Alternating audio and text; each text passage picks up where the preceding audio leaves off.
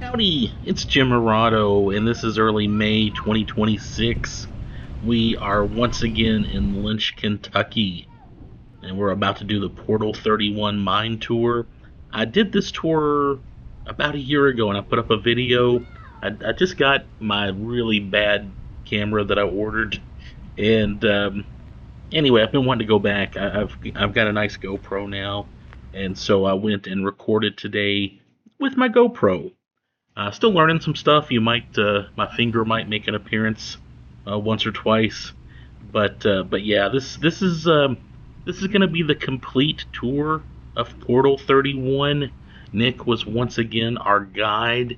If you do stop by Portal 31, ask Nick to tell you some of his ghost stories and also about life in the mines. He is a wealth of information. I thought it was pretty cool. They actually have some of their carts. That cart is full of coal right there. Yeah. So you can touch coal and see what it's like. I thought that was pretty neat. Yeah, so we did the complete tour. This video is going to be, I don't know, probably not even 45 minutes long. I did stop my camera a few times just to check on it. So there are maybe 4 or 5 breaks in the video that last about 1 second. You're pretty much getting the complete tour, though, just so you know. Audio was pretty good. The GoPro does really good with the audio, but depending on where you're sitting on the little tram, it can affect the audio. Still, I think this is going to give you a really good sense of what the whole tour is like. Love Lynch, Kentucky. Very authentic, very sincere, great little town, great coffee shop across the street from the Portal 31 attraction. Very nice driving tour you can do. I'm going to put up a couple of other videos, but I love this place, and I can't get enough of it. Again, I did the tour. I did this exact same tour about a year ago. You can find that elsewhere on my YouTube channel. I do talk to Nick a little bit in the other video if you want to hear some of his stories, but hang out with me, check this out, let me know what you think, and yeah, you should go and check it out yourself.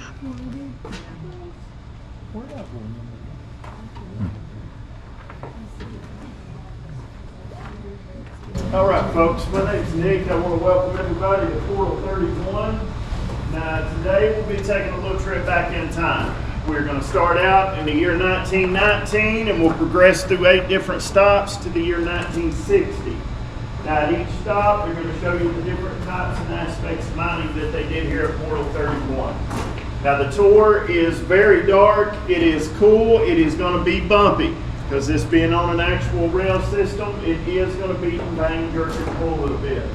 Now, if you want to take any pictures, video, feel free to do so. The only thing that I ask is that you do not turn a flashlight on. Picture flash, that's perfectly fine. Does anybody have any questions before we get started?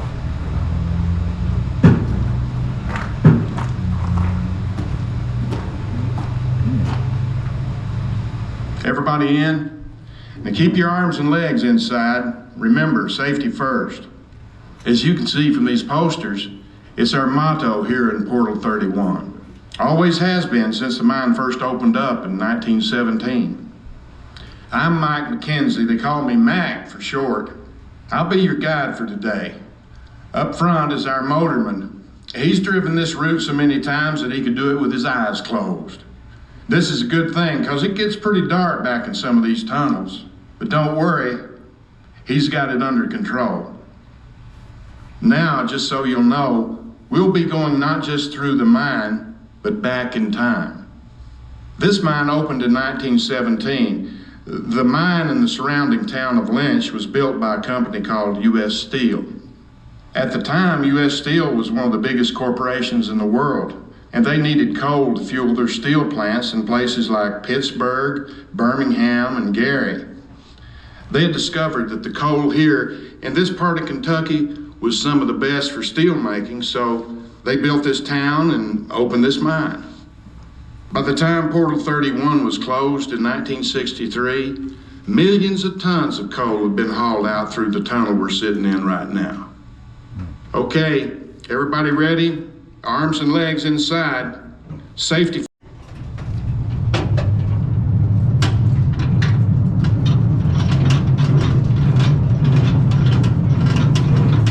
Today, we're going to visit some of the miners and see how coal mining has changed over the years. Our first stop, 1990. We're going to pay a little visit to one of the miners. His name is Joseph Marcelli, and he immigrated here with a lot of other miners from Italy and over 32 other countries. They came here looking for a better life.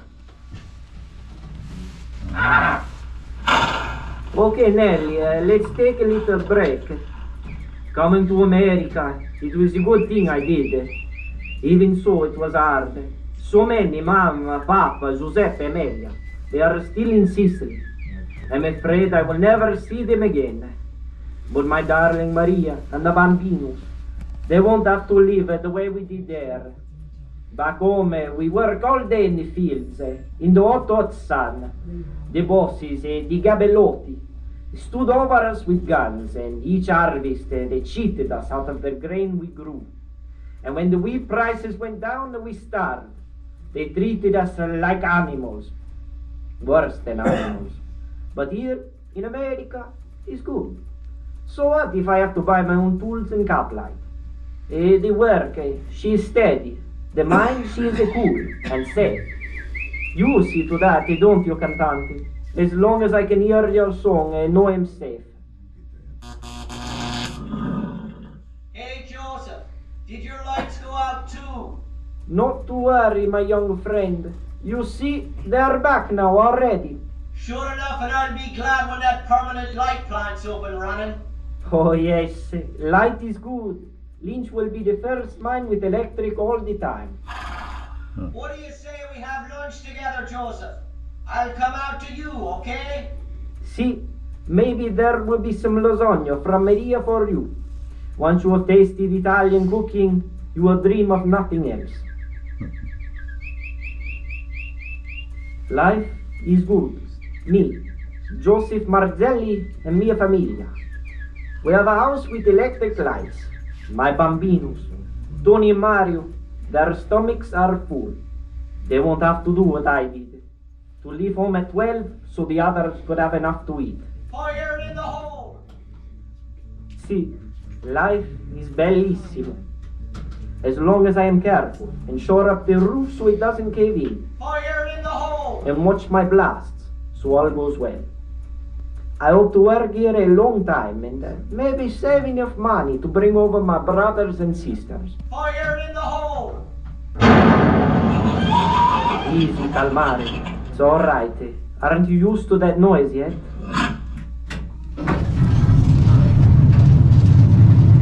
As we move on, so does time. At our next stop, 10 years have passed. Year, 1929.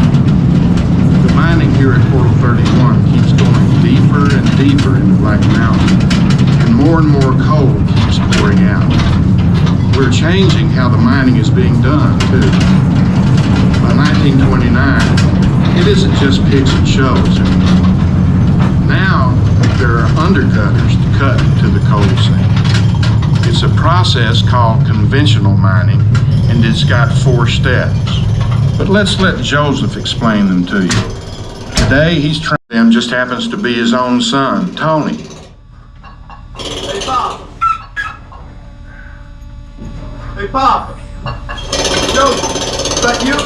See, Antonio, it's me.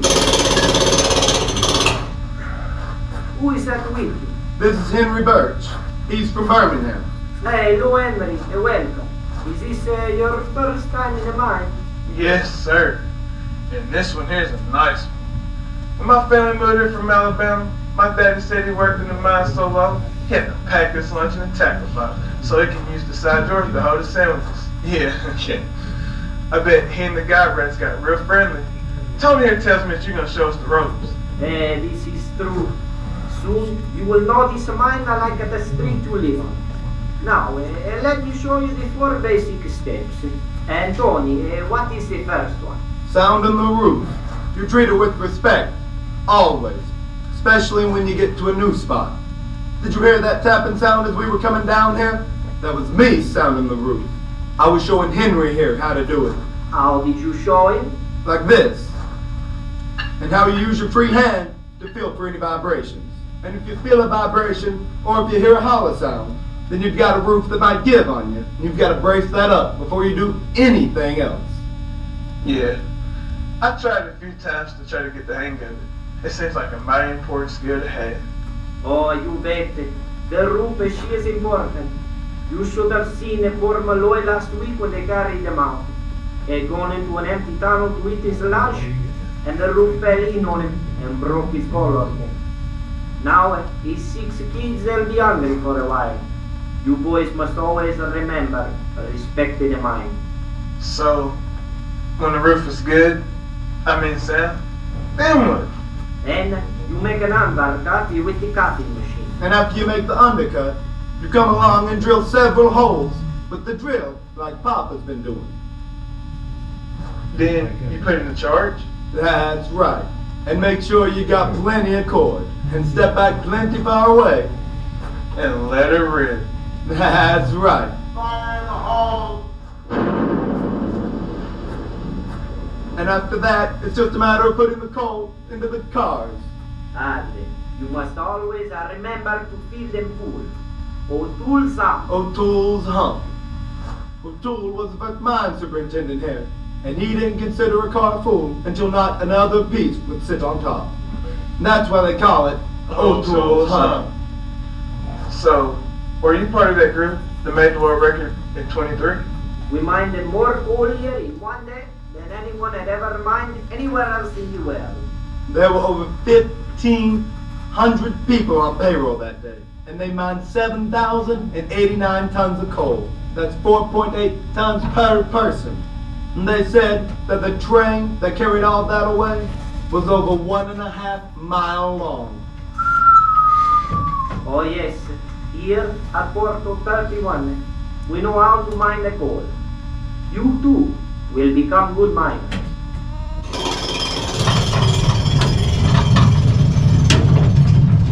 A lot of miners like Tony and Henry came and went through this mine.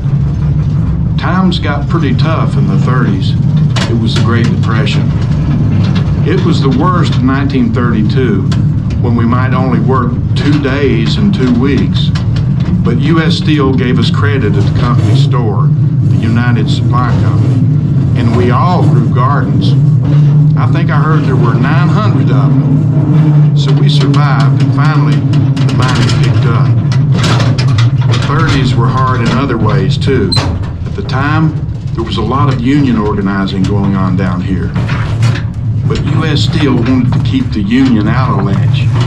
If you tried to join, they'd likely throw you out of town. But the organizers kept coming right back. We finally organized with the United Mine Workers in 37 and had our first strike in 39. Our next stop is 1943. Lots of things have changed. For one thing, the country's at war, and everyone is pitching in to help the war effort. You can hear the change. It's much noisier. The equipment is bigger, and there's a lot more of it. Underground telephones, roof bolters, coal haulers, and the latest mining innovation, the conveyor belt. Also, miners don't work alone anymore. Even old-timers like Joseph now work in crews. And several crews now work for a foreman. But safety's still our #1 concern. That's what you're going to see first. Men installing brattice cloth, measuring the airflow, and roof bolting, part of the safety precautions that are now an everyday part of mining. You'll see what I mean.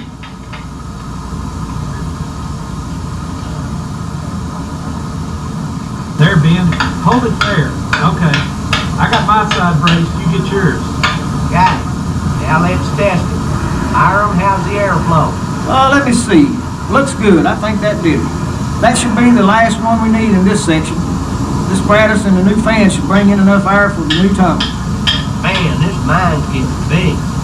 Hope we can get the air back far enough. We can do it. We always have before.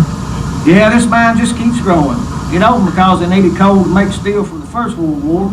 Now they've got us working 7 days a week to get enough fuel for this World War. You ever think about that?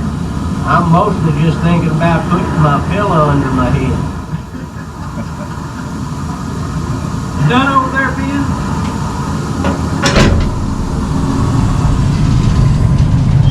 Roof falls have always been a major cause of death and injury. These new roof bolts are steel. They work like the toggle bolts you might use around the house. You drill them in, and as you pull the drill out, they'll spread out and hold the roof. They make the job a whole lot safer. Can you help me with Sergi here? I'm trying to talk some sense into him. The knucklehead won't admit that joining the union has been a good thing. Ever since we signed with the United Mine Workers in '37, we've had better, safer working conditions, not to mention better pay. Yeah, when you are working. We had 6 strikes this year. I don't call being out of work. And strike wages, good pay. But now we got a chance of moving up. Before the union, there was no way management was going to let a colored man do anything but junk work. But with the union, I've got a chance. If I can do the job, I can make a better wage. Hey, you stop this. The union has to have a say in how things run. And with this war going on, we all need to pitch in. Do what we can. Did you hear the latest number? Portal 31's down about 1,000 men since last year. Don't we know it? There's less than 3,000 of us now, and more are leaving to join every day. You know Billy Marcellus, Joseph's grandson. The minute he got out of high school, he signed up. He's on his way to the Pacific right now. You know, I've thought about it myself, but I'm 38, just too old. Not too old, man. The reason they won't let you join is because you've been a miner so long. They need you here in the mine. Somebody's got to provide the fuel for the factories so we can win this war. That's our job.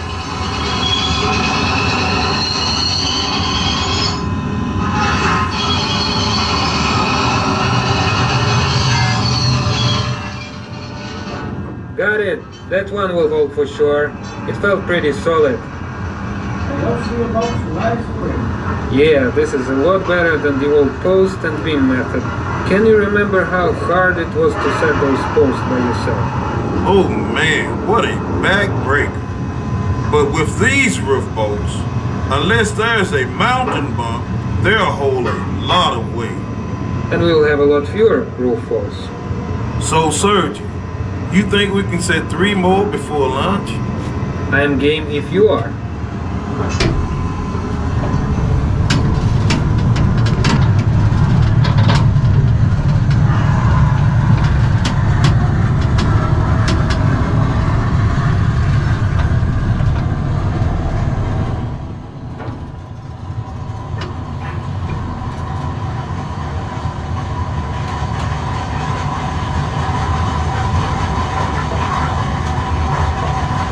See you tonight at the game? I'll be there. I want to see that new picture they got from Gary. I hear he's something. Boy, do we need it. It's about time somebody showed us what we put on. Then it'll beat us 3 games running. You better believe we're going to break that streak. You got that right. You know these 9-hour shifts are great. Now we've got time to do stuff, like go to baseball games. Unless you're also stuck in the night shift. Well, we won't have double shifts forever, not once the war's over. Yeah, thanks to the union. Company never would have done it on its own. Shorter days, hospitalization. The good old UMW, they sure made it happen. So, Clay, how do you like these new shaker careers? They sure beat hand loaded. You say that again. They're slicker than greased lightning. They really get the job done fast. They make it kind of like a factory, don't they? Just moving the coal along. All we gotta do is load her up. And keep her fed. Hey, you folks have got to back up. We've got to get these cars out of here. Don't you know there's a schedule to keep? We've got to help win this war.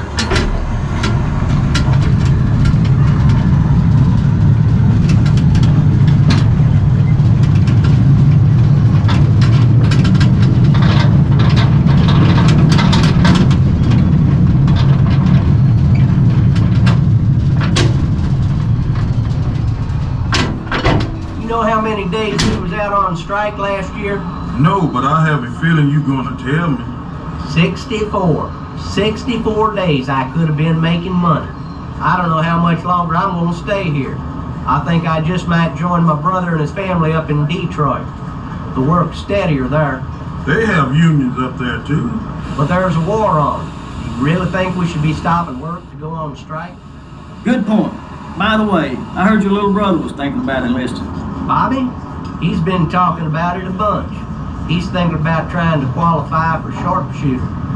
He'd be good at it too, all the squirrel hunting he's done.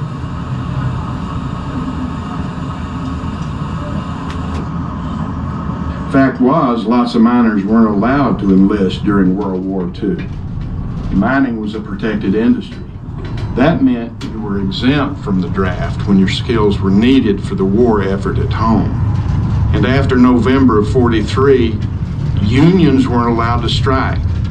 But the Ickes-Lewis Agreement gave miners some benefits, like a 9-hour portal-to-portal day, and it required the company, not the miner, to pay for tools, blacksmithing, lights, and other fringe benefits. But remember, the agreement also stated that because of the war, no strikes were allowed. It remained in effect until August 1945.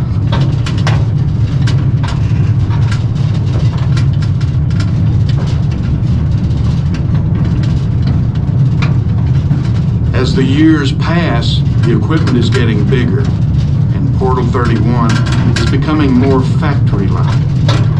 Everything is run by schedule. Every man has a special job. Brakeman, mechanic, roof bolter, everybody working as a team. No more hand loading. Everything is becoming mechanized. Our next stop is 1960. 3 years before Portal 31 will be shut down forever. And there's a machine that's making big changes in how mining is done. It's a continuous miner. One machine that does the work that an entire crew did before. As with all equipment, especially heavy-duty industrial machines, maintenance is critical. And that's what's happening here. 2 men changing the cutting bits on a continuous miner. I think that's got it. I should get so much rock, he's wearing down these bits something fierce. You'd think you would have learned that by now. Oh well, old dogs and new tricks. Oh boy, Jim, I'm beat. Am I ever glad this shit's almost over? By the way, I heard somebody at lunch say that maybe we're done with continuous miner in this section. That's right, Billy. This section's pretty well mined out, so we're going to move into number 3 heading tomorrow. You know, my daddy and granddaddy first mined these sections, and now we're pulling the pillars out. I'm a 3rd generation coal miner, and altogether we've seen lots of changes here. My grandpa Joseph mined by hand with a pony team. My dad and his brother mainly worked conventional mining. By the time I started, it was machines like this one that did most of the work, and it seems like they just keep getting bigger and better. And it's our job to keep them running. There's been other changes too. Yeah, like the pay. In 1918, when Grandpa Joseph started here, he got paid less than 50 cents for each ton that he mined. By the time he died in '47, miners were being paid hourly. I think it's about $1.60 per hour. Joseph died of black lung, didn't he? You know, he worked in the coal mines for 30 years. Most of that time, they didn't know what breathing coal dust could do to you. Yeah, a lot of miners got black lung, and we owe a lot to those guys. You bet we do. Oh well, our shift's over. The crew in the next tunnel will be up and running any minute now. Time to get going. As a matter of fact, that sound you hear now is the continuous miner at work in the next tunnel. It's pretty noisy, so be ready. But don't worry, we'll be safe.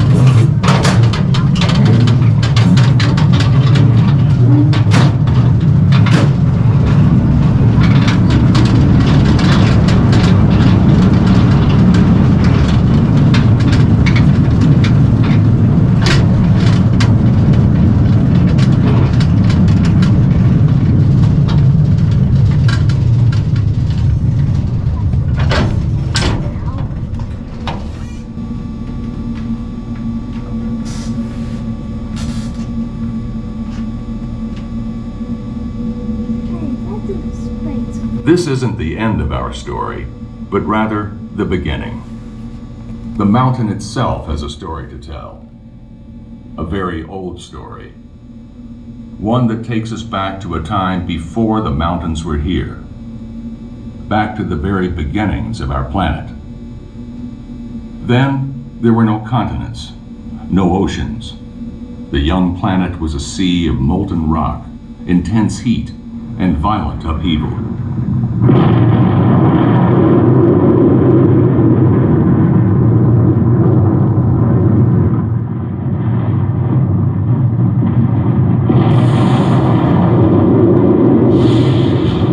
But as it began to cool, it also began to rain, and much of the Earth's surface was covered by shallow seas. Life, as we know it, began. Slowly, over millions of years, vast swamps grew out of the seas, and then giant forests of mosses and ferns, all competing for light. Plants and animals lived and died, sinking to the bottom of the swamps. They carried with them stored energy from sunlight, now held captive in this decaying matter, buried in mud and sand, layer upon layer, year after year, for millions of years. But the Earth was still young. Land masses were still forming, ever changing.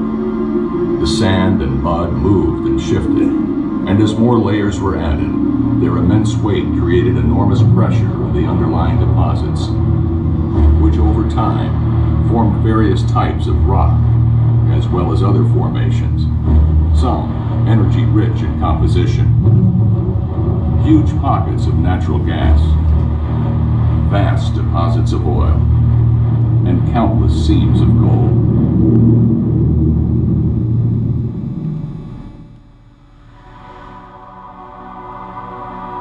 This mountain, Black Mountain, is part of the Appalachian Mountain Range, one of the oldest in the world. These mountains were formed as the ever-shifting continental shelves of what are now known as Europe and Africa collided with North America. The unimaginable pressure created along fault lines caused land masses to shift up and slide, one over the other, and as a result, mountain ranges were born. Black Mountain was born, reaching for the sky. So what was once beneath the swamplands now surrounds us. The tunnel we are now in once held a rich seam of high-grade coal.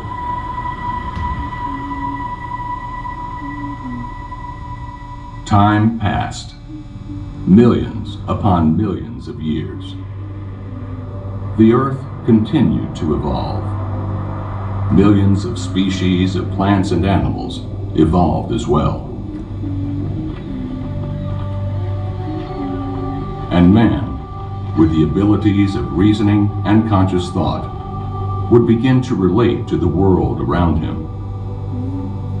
For thousands of years, mankind would use what was on the earth for food, shelter, and fuel.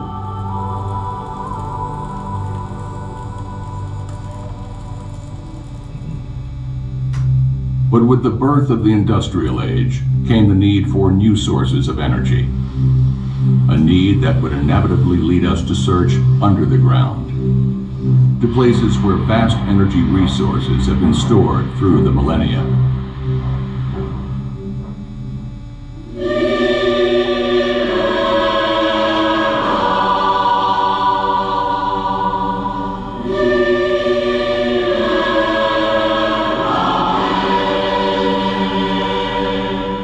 The search for coal would eventually lead here, to this place in the Cumberland Valley, to Black Mountain, the source of a multitude of high-grade coal veins reaching from here to West Virginia.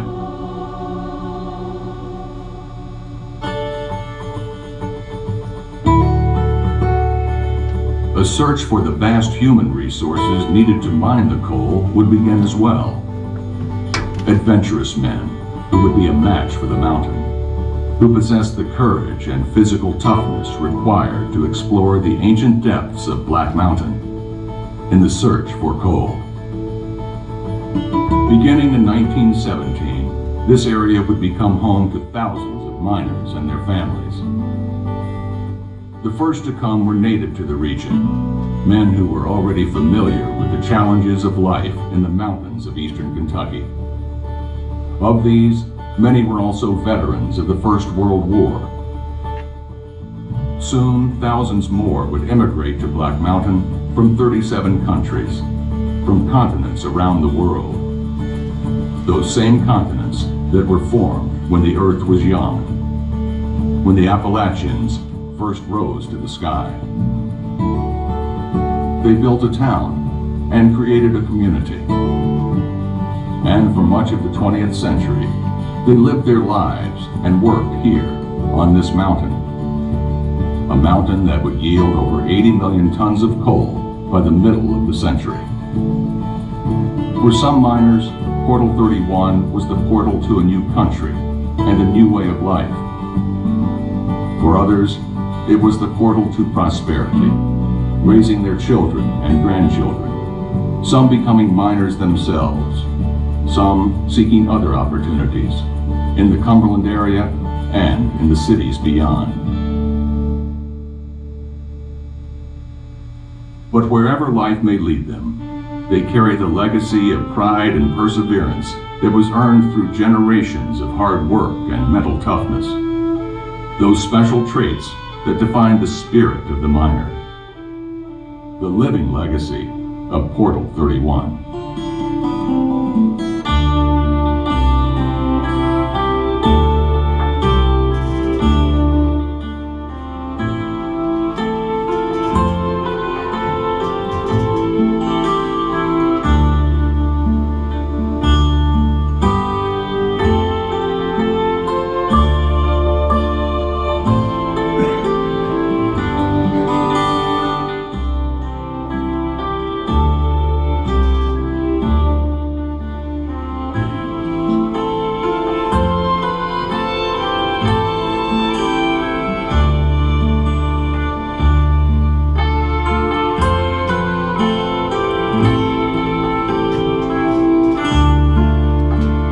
Well, folks, that pretty much wraps up our trip through Portal 31.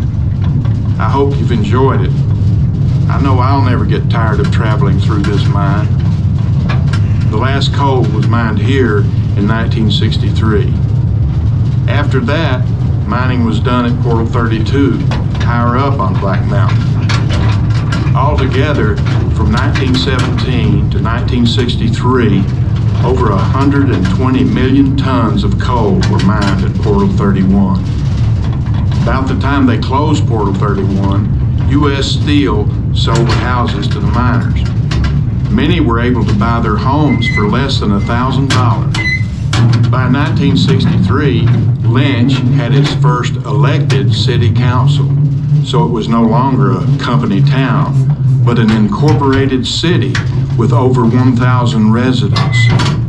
Today, most of the mineral rights and the 19,000 acres of land that were owned by U.S. Steel are owned by the ACIN Corporation, LLC. Mining still goes on in the region, but there's less room and pillar mining, like you've seen here in Portal 31.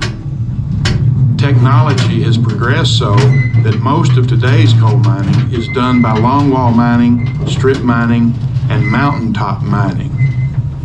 You know, in the 46 years that this mine was open, it played a pretty big part in helping create the industrial might of America in the 20th century. It helped to win 2 world wars. The tipple here was once the largest in the world, and in 1923, the miners set a world's record for coal tonnage mined in one day. A lot of strong, brave, and hard-working men spent the better part of their lives in this mine. And it's been nice to have had the opportunity to share a part of their story with you today. The Kentucky Coal Museum and Mine Tour is a tribute to their efforts. And now let's just sit back and enjoy the ride back to the portal. You know, sometimes when I listen real close, I feel like I can hear the mind speaking to me. Or maybe it's just a whisper of the thousands and thousands of stories that the miners shared with each other as they made their way into and out of the mine. Can you hear it too?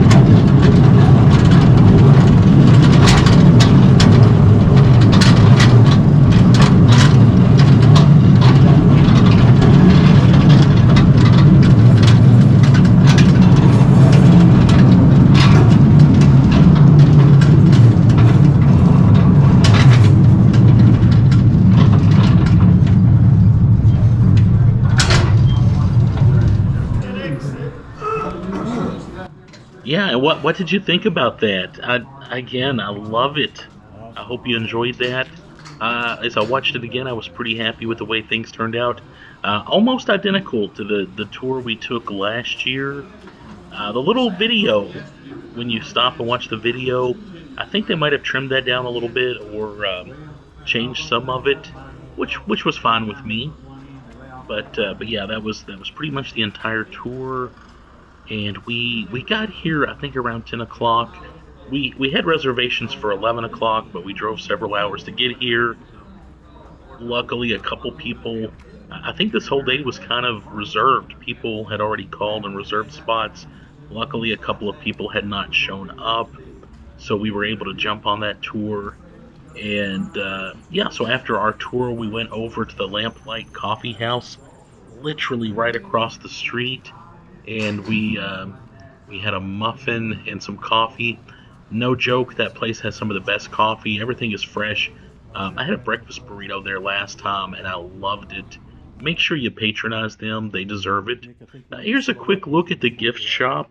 We stopped in and told Nick bye, but he was darn busy, so we didn't have much of a chance to talk to him. But man, what a great guy! What an interesting fellow. There was a quick look at the gift shop. I slowed this down a little bit too, just to give you a rough idea of what's in there. They got a little museum area, local brochures. They've got some pretty cool T-shirts, and yeah, so they yeah, make sure you go here, make sure you buy your ticket, and do a tour, and do what you can to support them.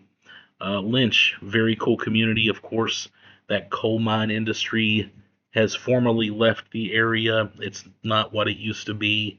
But they are still doing what they can with what they've got. It is a beautiful town, and yeah, just a lot going on there. Several little shops through here. Again, I'm gonna put up another video of us driving through town. But if you've been there, let me know what you think. Lynch, Kentucky, Portal 31 Mine Tour.